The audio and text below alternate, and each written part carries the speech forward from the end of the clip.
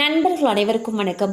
இன்னைக்கு நம்ம இந்த வீடியோல தமிழகத்தில் மீண்டும் கனமழை என்ற அறிவிப்பு வெளியாகிருக்கு. ஸோ அதை பத்தி தான் இப்ப நம்ம பார்க்க போறோம். தமிழக கடலோர பகுதிகளின் மேல் ஒரு வளிமண்டல கீழடுக்கு சுழற்சி நிலவுகிறது. மேலும் மேற்கு திசையிலிருந்து வீசக்கூடிய காற்றின் வேக மாறுபாடு காரணமாகவும் தமிழ்நாட்டில் ஒரு சில இடங்களில் இடி மற்றும் மின்னலுடன் கூடிய லேசானது முதல் மிதமான மழை பெய்ய வாய்ப்புள்ளது.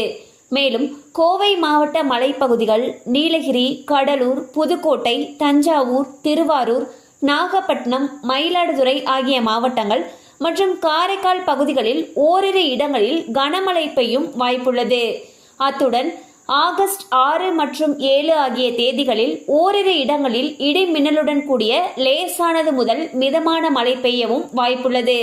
மேலும் 8ஆம் தேதி முதல் 10ஆம் தேதி வரை லேசானது முதல் மிதமான மழை பெய்யும் வாய்ப்பும் உள்ளது.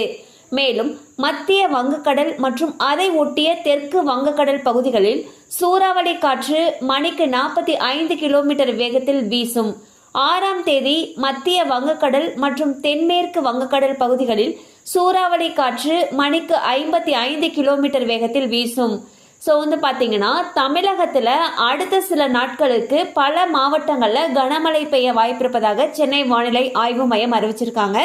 அந்த வகையில் கோவை மாவட்ட மலைப்பகுதிகள், நீலகிரி, கடலூர், புதுக்கோட்டை, தஞ்சாவூர், திருவாரூர், நாகப்பட்டினம், மயிலாடுதுறை ஆகிய மாவட்டங்களில் கனமழை பெய்யணும் சொல்லியிருக்காங்க.